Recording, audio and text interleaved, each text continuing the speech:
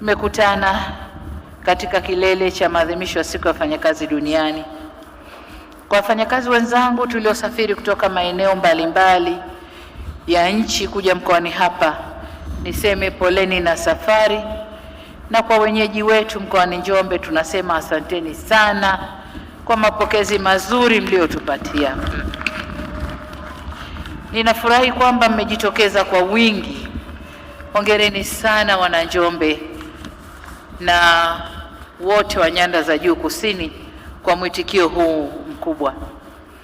Vile vile nitoe shukrani za dhati kwa uongozi wa shirikisho la vyama vya wafanyakazi TUCTA chini ya rais mwenzangu ndugu yetu Jumaine Nyamhoka kwa kuendelea kunipa heshima ya kushiriki na wafanyakazi wenzangu katika maadhimisho ya siku hii muhimu kwa wafanyakazi duniani.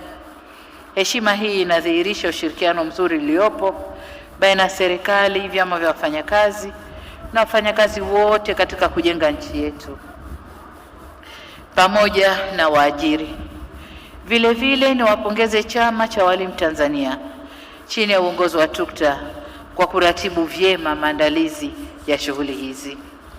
Aidha, nitumie fursa hii kuwapongeza viongozi na wanachama wa CWT na TUCTA pamoja na vyama vyote kwa kushiriki kikamilifu kufanikisha sherehe hizi, bila kusahau uongozi wa mkoa wa Njombe wakiongozwa na mkuu wa mkoa Mheshimiwa Anthony Mtaka kwa uratibu mzuri kwa kushirikiana na ofisi ya Waziri Mkuu, kazi ya ajira na mahusiano.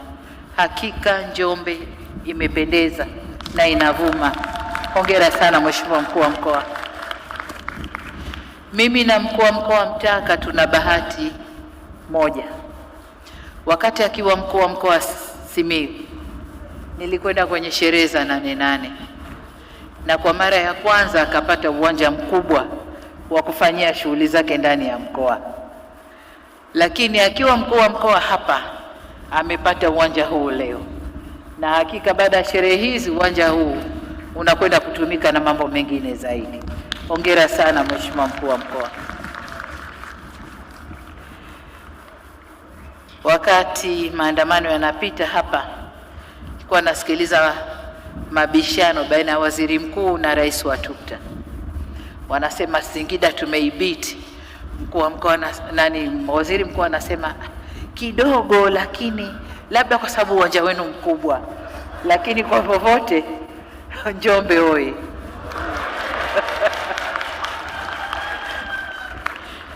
Ndugu zangu, nawapongeza pia wafanyakazi wote mliotunukiwa tuzo leo.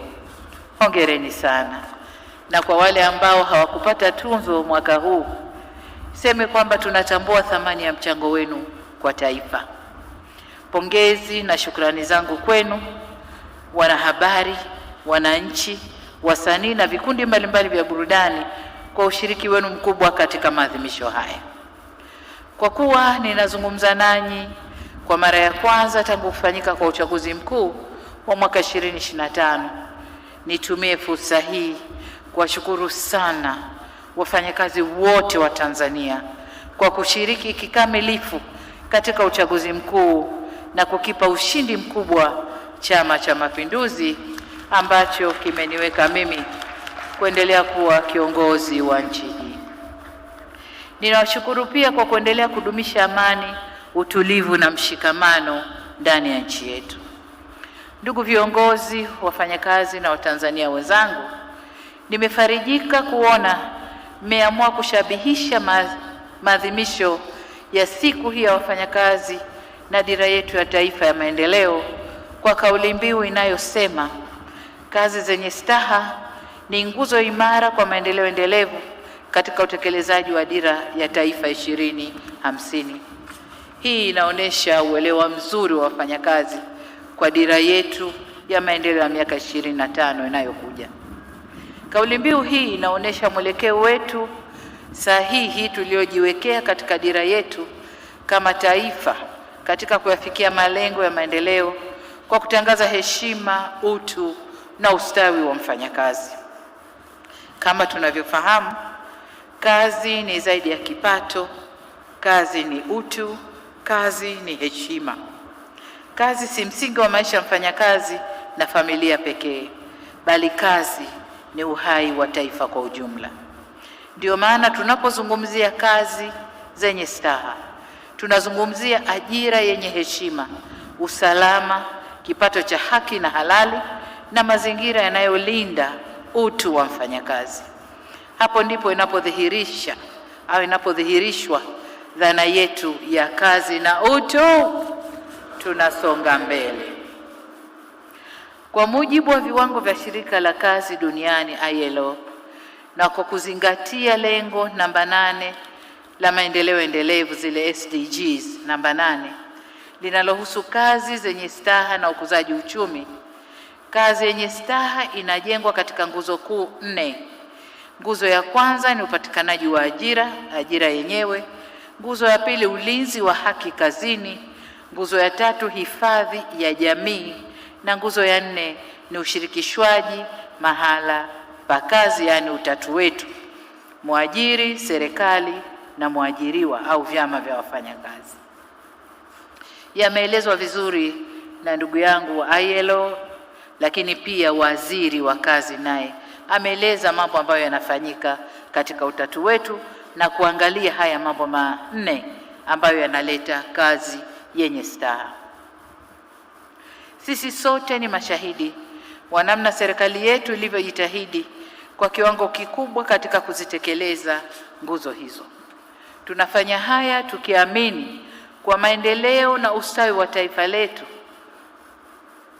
yana maana ikiwa yatagusa maisha na ustawi wa mfanyakazi. Ndugu viongozi na wafanyakazi, tunaanza utekelezaji wa dira yetu katika mwaka ujao wa fedha 26-27, na tumejiwekea malengo makubwa ya kuwa na uchumi wa dola za Marekani zifikazo trilioni 1 ifikapo mwaka 2050. Hii ina maana kwamba miaka 25 ijayo, tukifika 2050, kwa wale watakaofika watashuhudia Tanzania ikiwa na uchumi mkubwa wa trilioni 1 dola, sio Tanzania shilling. Haya ni malengo makubwa sana, lakini malengo haya ninakubaliana nanyi wafanyakazi kwamba wafanyakazi ambao ni nguvu kazi ya taifa letu, mnayo nafasi na wajibu mkubwa katika kufanikisha utekelezaji wa malengo haya. Malengo haya tunategemea nyinyi wafanyakazi kutoa mchango mkubwa katika kuyafikia. Hivyo niwahakikishie kwa serikali itaendelea kutambua na kuthamini mchango wa kundi hili kwa kuendelea kuboresha mazingira mazuri yenye staha kwa wafanyakazi wote wa sekta ya umma na sekta ya binafsi katika kutimiza safari hii ya maendeleo tunayokwenda kuianza mwezi Julai mwaka huu. Ndugu zangu, nimepokea kwa moyo wa shukrani pongezi zilizoelekezwa kwa serikali kutokana na mafanikio makubwa yaliyopatikana ambayo yanawagusa moja kwa moja wafanyakazi. Kimsingi niseme tu kwamba mafanikio hayo si jitihada za serikali peke yake, bali ni ushirikiano kati yetu wafanyakazi wa umma na sekta binafsi, waajiri na serikali. Bila ushirikiano huo, utayari na nguvu na jitihada zenu, tusingeweza kuyafikia mafanikio tunayoeleza leo hapa. Ni nguvu za wafanyakazi zimechangia katika mafanikio hayo.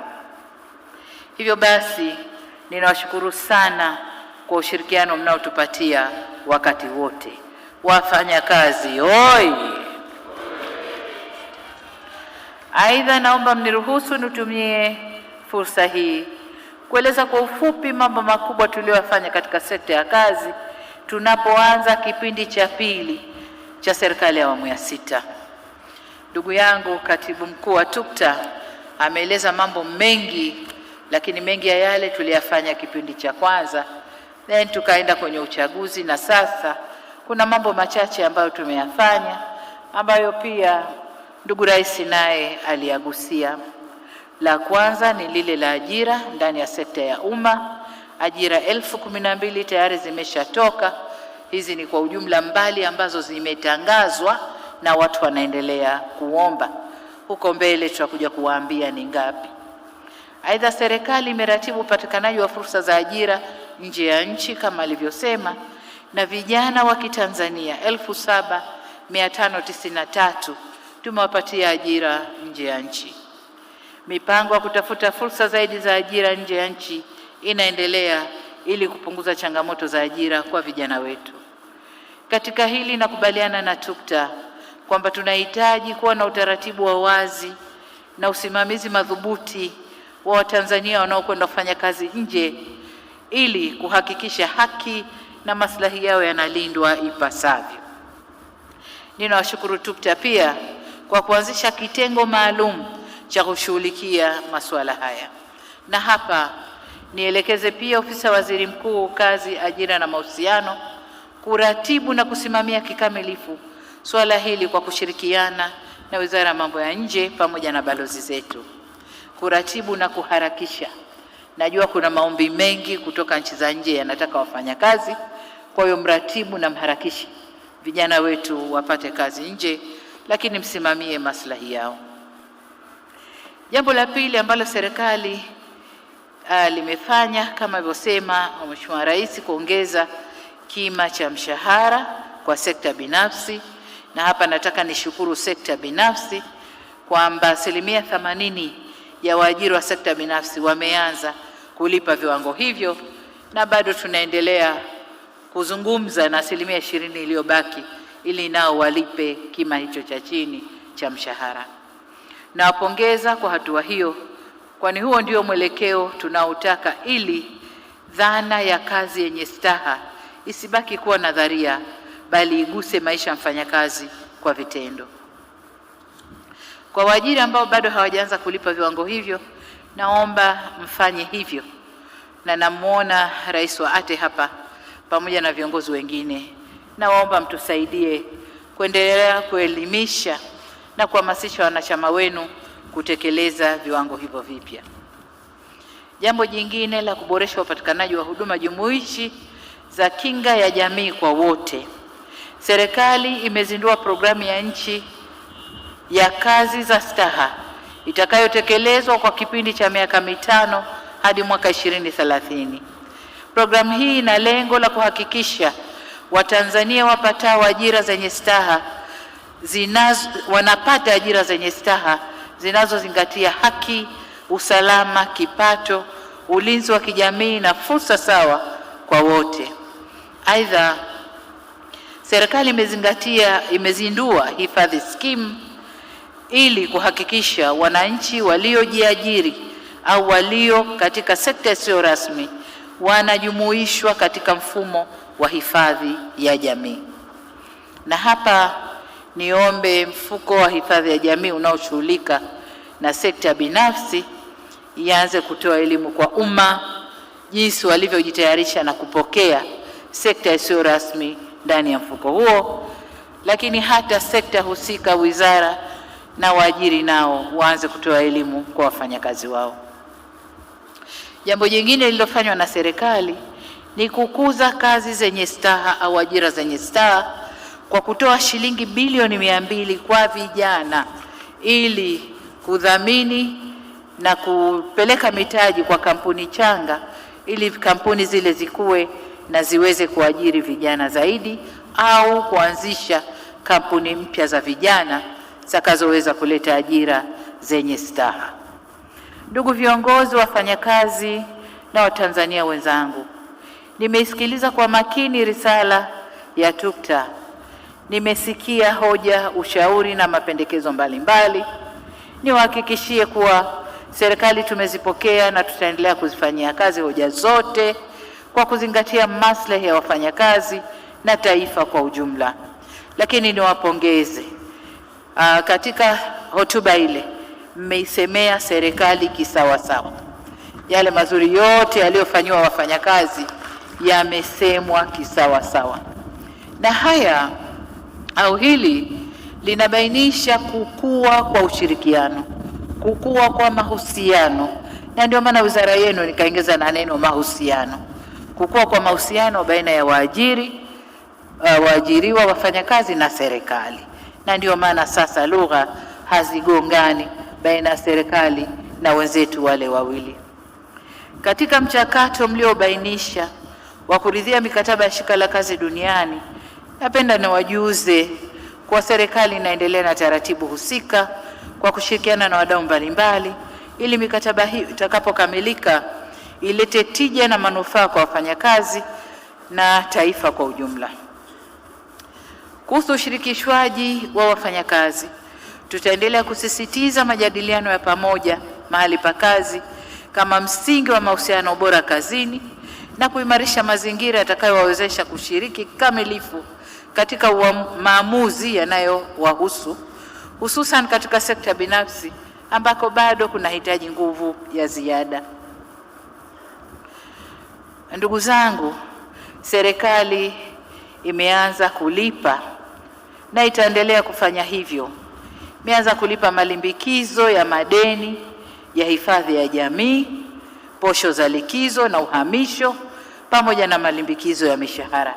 Tumeanza kulipa na tutaendelea kufanya hivyo kulingana na tathmini inavyoendelea. Hatuletewi tu madai tukalipa hapo hapo, lazima tutathmini, na yale yanayothibiti kwamba ni madai halali tumeanza kulipa na tutaendelea kulipa. Hoja nyingine zote, ndugu zangu wa TUCTA, tumezipokea na ninaelekeza ofisi ya Waziri Mkuu Kazi, Ajira na Mahusiano kwa kushirikiana na TUCTA na ATE na wadau wengine kuzifanyia kazi na kuzipatia ufumbuzi, sababu lazima tuzifanyie kazi kwa pamoja, sio serikali peke yetu. Na ni imani yangu kuwa panapo mazungumzo haliharibiki jambo. Kwa waziri, vuta wenzio mzungumze, zifanyieni kazi hoja hizi moja baada ya nyingine ili mzimalize na tuende.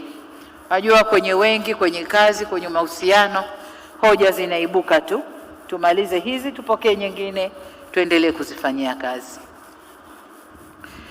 Ndugu zangu, tunapoangalia mustakabali wa taifa letu na kwa kuzingatia mwelekeo wa mabadiliko ya siasa na chumi za dunia unavyoweza kuathiri ulimwengu wa kazi, ni lazima waajiri na wafanyakazi tujiandae ipasavyo.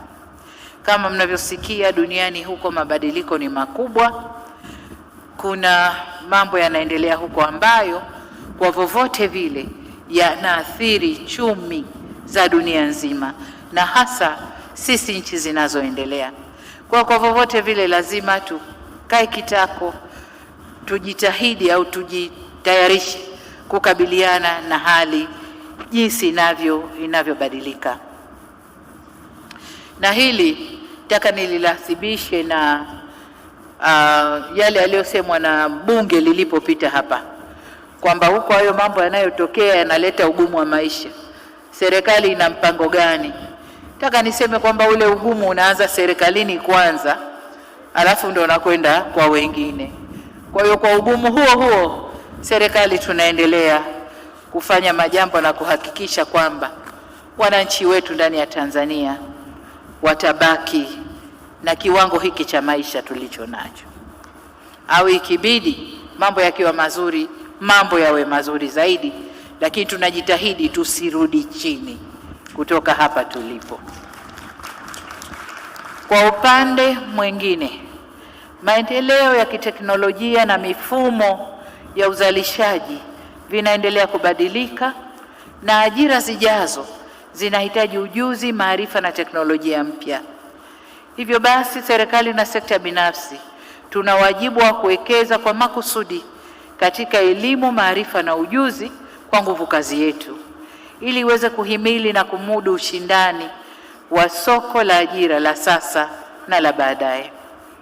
Sisi serikali tutaendelea kuimarisha mikakati ya kurasimisha sekta isiyo rasmi ambayo inaajiri mamilioni ya Watanzania, sambamba na kuimarisha mawasiliano na ushirikishwaji wa makundi hayo katika masuala ya kazi na maendeleo ya taifa. Ndugu zangu, ninapoelekea kuhitimisha, niendelee kusisitiza wajibu wetu katika ujenzi wa nchi yetu. Sote kwa pamoja hatuna budi kushirikiana, kuaminiana na kutanguliza maslahi ya taifa letu. Ninawahimiza tuendelee kufanya kazi kwa bidii, kwa uadilifu na kwa weledi ili kujenga uchumi imara na ustawi wa jamii. Serikali itaendelea kuboresha mazingira ya kazi na maslahi ya watumishi kwa kadri uchumi utakavyoruhusu. Tutaendelea kuchukua hatua zaidi za kuimarisha ustawi wa wafanyakazi, na kwa hivyo ndugu zangu, chapeni kazi. Serikali ipo, inawasikiliza na inawathamini. Kazi na utu. Ndugu wafanyakazi, kama isemavyo kauli mbiu yetu, kazi haiwezi kuwa na staha bila amani, na hakuna ustawi wa mfanyakazi bila utulivu wa taifa. Sasa ni wajibu wetu kuhakikisha kwamba tofauti zetu hazigeuki kuwa sababu ya kuhatarisha misingi ya amani, umoja na mshikamano tulioachiwa na waasisi wetu. Tushikamaneni, tufanye kazi, tujenge taifa letu na tujenge heshima ya nchi yetu. Kwa ndugu zangu wa Njombe, mmemsikia mkuu wa mkoa. Ujaji wangu leo alipanga mambo mengi niyafanye ndani ya leo, na ingewezekana nibaki mpaka kesho, lakini kuna majukumu ya kitaifa mengine yananihitaji, nabidi leo nirudi tena Dar es Salaam. Lakini niwaahidi kwamba nitakuja kwa ziara rasmi. Nitakuja kwa ziara rasmi ili nione yale yote mkuu wa mkoa ambayo ameyasema, na ikibidi tupokee mapya ya kwenda kuyafanyia kazi ili Njombe ipae kwa maendeleo. Njombe oye! Na mwisho kabisa, ninawashukuru wafanyakazi wote kwa kuthamini jitihada zilizofanywa na zinazoendelea kufanywa na serikali katika kuboresha maslahi yenu au maslahi ya wafanyakazi katika sekta ya umma na katika sekta binafsi. Kama alivyosema Rais wa TUCTA kwamba mwaka huu katika kikao chetu hawakuja na madai mapya, na hawakuja na madai mapya, wao wenyewe walikuja na kauli ya kunipa pole kwamba tumetoka kwenye uchaguzi na uchaguzi ule tumeugharamia wenyewe wa Tanzania. Kwa hiyo tumetumia kiasi kikubwa cha fedha ambazo tulikuwa tukikusanya huko nyuma. Lakini pia kama nilivyosema, kuna mabadiliko ya kisiasa na chumi za dunia ambayo yanaathiri pia uchumi wetu. Kwa nako huko tumeathirika kidogo, tunaendelea kujipanga.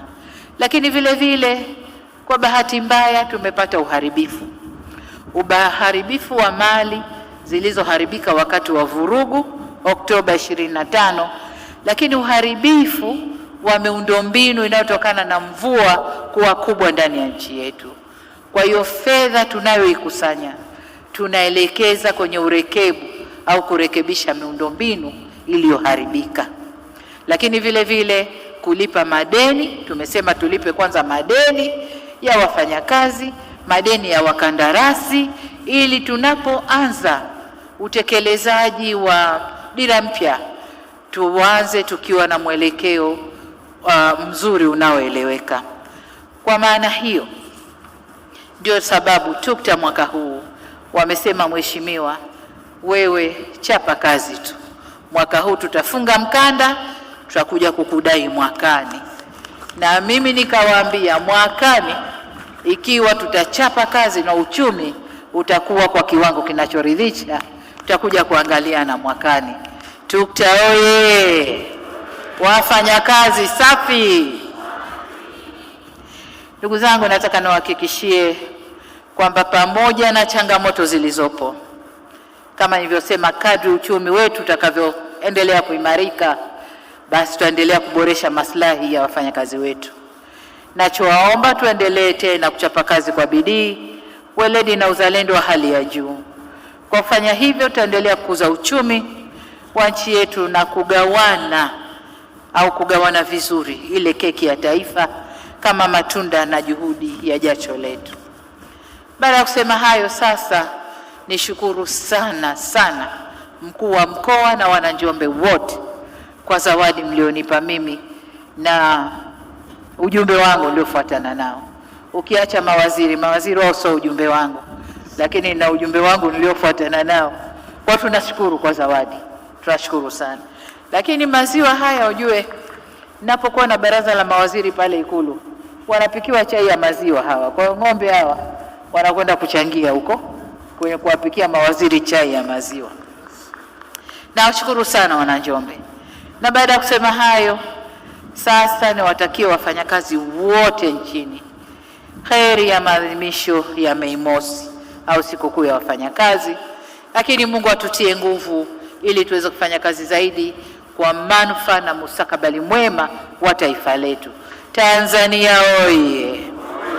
Tumuombe Mwenyezi Mungu aibariki nchi yetu Tanzania, lakini Mungu alibariki shirikisho letu la vyama vya wafanyakazi, atubariki serikali na waajiri wote wa sekta binafsi, na asanteni sana kwa kunisikiliza.